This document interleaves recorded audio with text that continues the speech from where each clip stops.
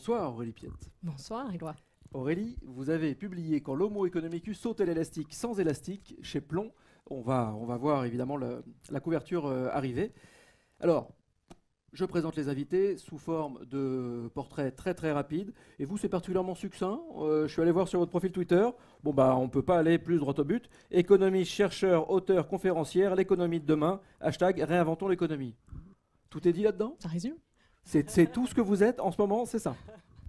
Alors, moi, juste une petite parenthèse. J'ai lu cet ouvrage, évidemment, et habituellement, l'économie, c'est pas totalement mon truc, je l'avoue. J'étais même un petit peu perplexe, j'avais un petit peu peur avant. Je me disais, oh là là, il y a beaucoup de pages. Mais, et puis il y a tous les souvenirs qui remontent, bref. Mais il y a, déjà, c'est très vivant, c'est très dynamique, et il y a énormément de tableaux récapitulatifs.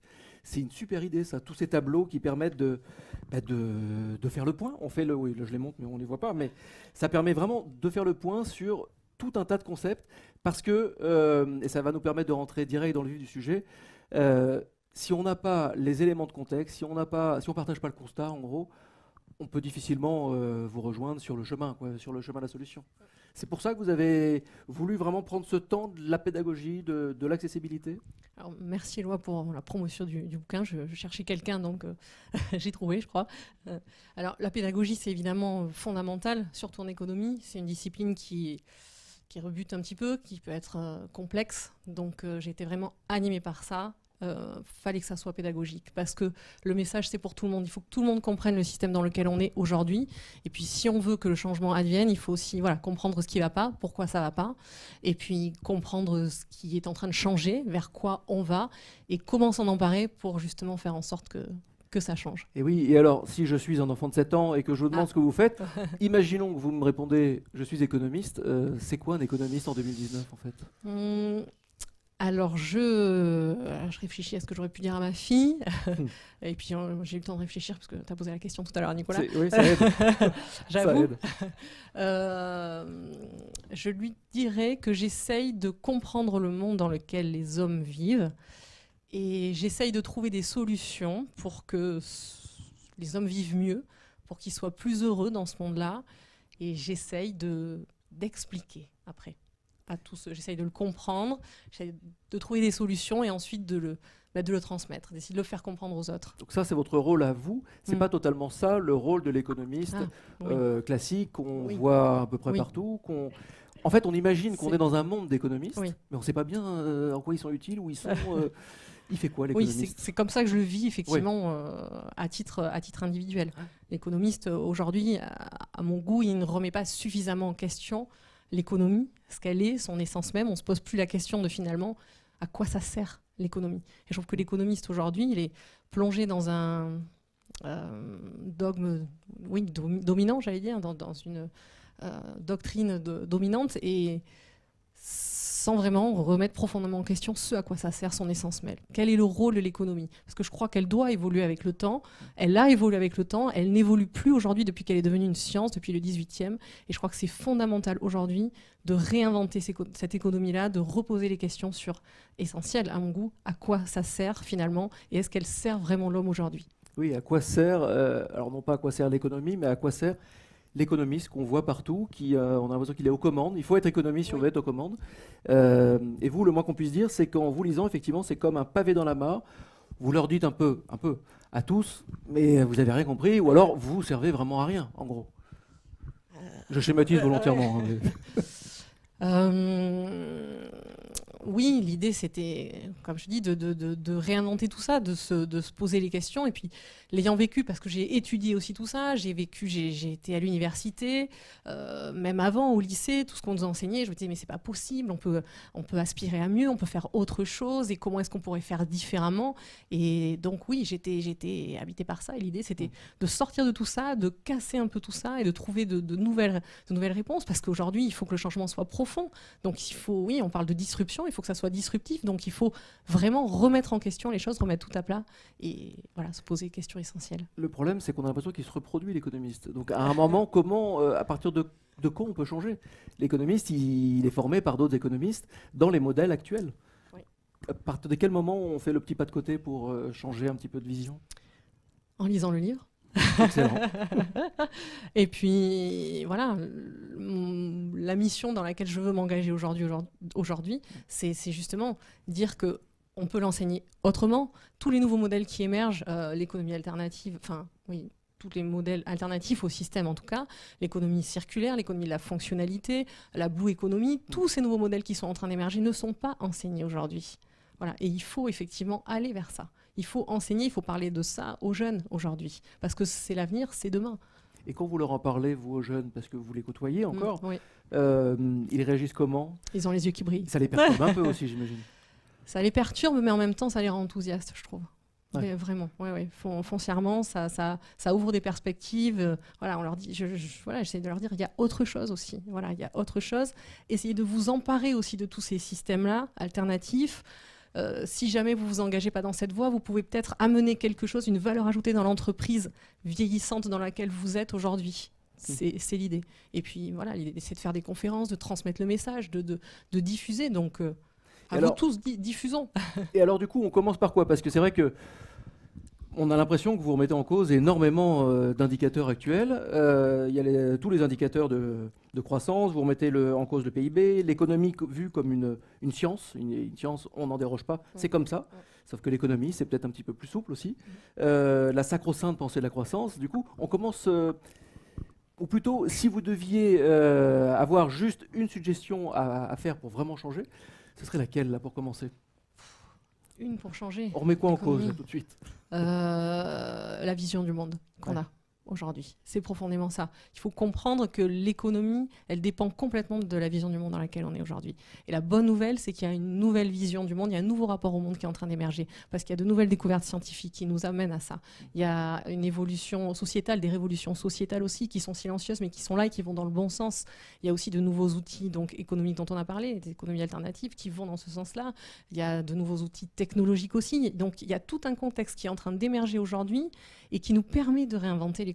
Et réinventer l'économie, pour moi, c'est revenir aux axiomes de base de l'économie, aux principes fondamentaux de l'économie. Ce qu'est le besoin, parce qu'aujourd'hui, l'économie, ça sert à quoi? L'économie sert à satisfaire les besoins des individus, mais des besoins qui sont considérés comme illimités en produisant toujours plus de biens. Et peu importe les biens qu'on fabrique, et peu importe comment on les fabrique, en polluant. Et c'est là-dessus qu'il faut revenir. Les besoins...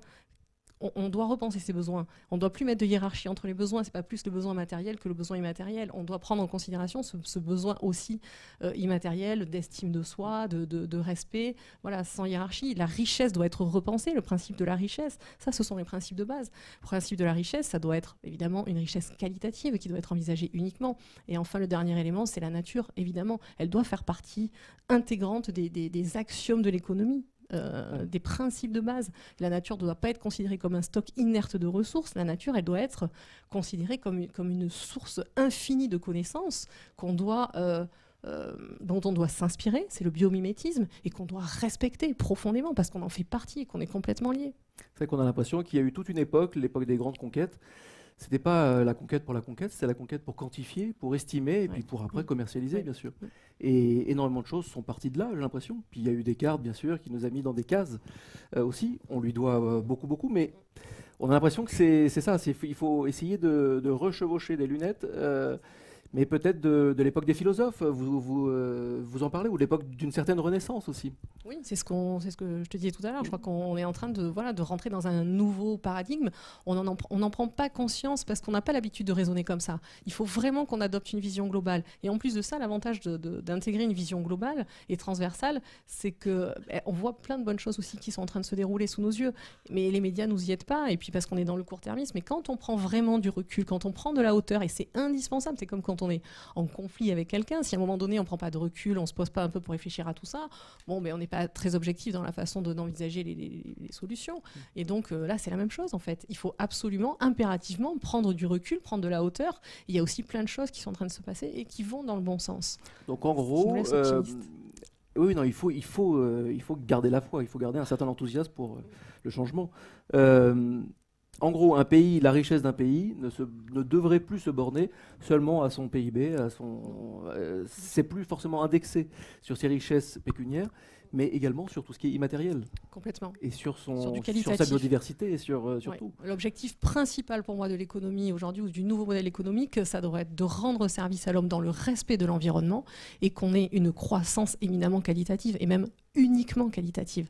La croissance, il faut qu'elle soit qualitative, il faut que ça soit une richesse environnementale, une richesse sociétale, une richesse sociale, c'est ce à quoi on doit devenir. Et en fait, le quantitatif doit être au service du qualitatif, uniquement. Vous dites à l'intérieur du livre, vous parlez beaucoup des créatifs culturels et qu'en gros, l'avenir leur appartient. Et il y aurait plus de 2 milliards de personnes, de terriens, qui sont des créatifs culturels. C'est quoi un créatif culturel ? Alors, pardon. Les créatifs culturels, c'est une nouvelle catégorie de citoyens qui ont émergé d'une étude de Paul Ray, je crois, un Américain, si je ne me trompe pas. Ce sont des gens qui aspirent à des nouvelles valeurs, des valeurs plus qualitatives, tournées vraiment vers les préoccupations des hommes, de l'environnement, vers des préoccupations écologiques. Et c'est des gens qui essayent de mettre en place de nouveaux systèmes alternatifs à notre société de consommation. Et c'est tous les gens qu'on voit dans le documentaire Demain de Cyril Dion aussi, que ça soit au niveau énergétique, au niveau alimentaire, au niveau de l'école. C'est tous ces gens-là qui sont en train d'initier quelque chose de nouveau, les créatifs culturels. Alors, ils ne sont pas forcément encore mobilisés, ils ne sont pas forcément ensemble, mais l'idée, justement, et d'ailleurs, c'est ce qu'essaye de faire Cyril Dion, c'est de rassembler tout ça, ce mouvement, pour créer un mouvement de fond, un mouvement de foule. Et je trouve que ce qu'il fait, d'ailleurs, je suis assez admirative et je crois beaucoup en ça. Aujourd'hui, il faut absolument se mobiliser. Il faut montrer aux politiques ce qu'on veut pas. Et ça passe par là. Il faut se faire voir. Il faut le dire. Il faut le dire, il faut s'engager peut-être aussi, oui, en politique ou dans des associations, dans des... Reprendre son pouvoir. Il faut reprendre son pouvoir. Un sujet qui nous tient particulièrement à cœur ici dans les Rendez-vous du futur, c'est le sujet toujours de l'accessibilité, du partage de la connaissance. Là, on a l'impression que la route est encore loin, parce qu'il faut que toute cette nouvelle approche doit être partagée, mais ça commence à l'école, à l'université, c'est dans les médias également. Les économistes qui travaillent, les journalistes économistes, ne se relaient qu'entre eux, finalement. Donc là, c'est pareil. Par où on commence? Je ne vous demande pas des miracles, hein, mais si on devait commencer demain par quelque chose. Non, comme je te disais, c'est diffuser le message, c'est aller auprès des étudiants, voilà, non, c'est se mobiliser, comme je disais, comme Cyril Dion le fait, c'est mobiliser tout le monde, c'est que le message se diffuse, c'est que... Oui, c'est prendre son bâton de pèlerin et labourer son sillon, en gros. Un sujet qui est abordé pas mal dans ce bouquin, pas mal, pas au sens qualitatif, parce que c'est forcément génial, mais pas mal aussi, parce que vous en parlez beaucoup. Le biomimétisme. En gros, on est au commencement du commencement, comme dirait Edgar Morin. On n'a encore rien vu, rien vraiment fait, alors qu'on a énormément de choses c'est un peu vulgaire, mais à en tirer encore de la nature, mais rien qu'en l'observant cette fois-ci. Qu'est-ce qu'on pourrait en faire ou en dire du biomimétisme? Ben on doit s'en inspirer. C'est ce qu'on dit, c'est une bibliothèque vivante qui a trouvé des solutions incroyables voilà, depuis 3 milliards d'années. Et il faut... voilà, c'est une nouvelle voie qui s'ouvre. On doit s'en inspirer. Elle a réussi, cette nature, à évoluer. Elle a réussi à être extrêmement créative, à survivre dans des situations compliquées. Et je crois on a tout à apprendre de cette nature-là. Ouais. Je voudrais, avant qu'on ne peut pas finir sans dire déjà que la préface est de Jean Stone et que alors c'est la postface ou non, où vous en parlez tellement qu'on a l'impression qu'il fait partie du livre. Marc Luix, vous en parlez aussi dans vos remerciements bien sûr, mais également dans une autre approche du monde. Lui, Marc Luix, parle notamment de la société il dénonce la société du patriarcat dans laquelle nous sommes. Qu'est-ce qui pourquoi en gros on devrait regarder aussi un petit peu de ce côté-là pour changer de vision, changer de regard? De quel côté du patriarcat, du matriarcat, pour changer un petit peu là-dessus? Ça fait partie de cette vision du monde dans laquelle on est. On est dans un monde aussi qui est éminemment patriarcal et les changements sont en train de venir aussi. Ces nouvelles valeurs dont je te parlais tout à l'heure aussi, qui silencieusement arrivent. c'est des valeurs plus féminines, des valeurs de douceur, des valeurs de communication, des valeurs plus collaboratives, justement, qui se développent face à des valeurs de force, de performance, voilà, de cet univers-là dans lequel on est. Donc ça fait partie des signaux faibles qui sont en train d'émerger et qui vont, selon moi, dans le bon sens, vers un rééquilibrage en tout cas. Donc ça va avec le thème effectivement le thème que vous avez choisi de l'émission, Demain enfin équilibre. Avec une question. Donc vous dites oui. Oui. Alors l'équilibre, rééquilibrage, oui, équilibre, je sais pas, mais en tout cas on va vers un rééquilibrage au niveau des valeurs, je crois, mais pas que, au niveau de la vision du monde, parce que cette vision du monde, elle était extrêmement rationnelle dans laquelle nous sommes aujourd'hui, mais celle vers laquelle on va, elle est plus immatérielle, et c'est comme si on avait une vision du monde qui était plus complète aujourd'hui. Voilà. Avant, on avait une vision très magique, très divine, on avait que cette sphère immatérielle. Ensuite, on a une vision hyper matérialiste, enfin celle dans laquelle on est aujourd'hui, et comme si, avec ces nouvelles découvertes scientifiques de la physique quantique notamment, on allait vers un rééquilibrage aussi dans cette perception du monde qui est plus, selon moi, globale. Voilà. Ouais. Et moi, ça me fait penser à notre parrain Joël de Ronet, qui lui parle de surfer le déséquilibre. C'est que finalement, c'est ça la vie, c'est surfer la vie d'ailleurs, comme il dit. Très jolie phrase, et on en finira par là. Nous sommes dans la crise d'adolescence de l'humanité. Qu'est-ce que vous voulez dire en écrivant ça, en disant ça? Nous sommes dans la crise d'adolescence de l'humanité. Alors, je m'inspire d'Elisabeth Satouri, qui est une biologiste évolutionniste, je crois. Et c'est l'intérêt d'avoir des approches comme ça, globales et transversales, parce que le bouquin est très transversal. J'approche toutes sortes de disciplines. C'est une vision panoramique, effectivement, dont la biologie. Et elle nous dit que finalement, l'espèce humaine, c'est une jeune espèce dans l'histoire de la vie sur Terre. Et comme toute jeune espèce, au départ, quand elle se développe, eh bien, elle est dans la survie, elle est dans la créativité, elle est dans une approche de combat. Et qu'au bout d'un moment, cette espèce, quand elle commence à vieillir, eh bien, elle va vers plus de collaboration, plus une évolution plus pacifique et plus paisible. Et je trouve que je suis tout à fait d'accord avec ça. Et quand on prend cette hauteur, finalement, on se dit, mais oui, on est peut-être à cette croisée-là des chemins, on est peut-être juste en pleine crise d'adolescence, comme si l'humain aujourd'hui, il cherchait ses limites complètement dans ce qu'on vit aujourd'hui, face aux dangers auxquels on se trouve, on est complètement là-dedans, comme un ado qui cherche les limites. L'humain aujourd'hui, du moins d'un point de vue occidental, il est en train de chercher ses limites. On va au bout de quelque chose, on est au bout de quelque chose. Il a un ego qui est surdimensionné, tel l'ado. Donc moi je crois qu'on est, ça me parle assez, et ça me permet d'être optimiste aussi en disant c'est peut-être cette crise d'adolescence-là, et on va peut-être basculer doucement, certainement, avec un peu de temps, mais je suis assez optimiste sur le fait qu'on aille vers quelque chose de plus paisible et plus mature. En espérant que nous soyons juste un ado qui fait juste une petite crise d'ado, et pas des ados qui sont encore en crise à 40 ans. Merci beaucoup Aurélie, merci de nous avoir accordé ce moment. Merci beaucoup.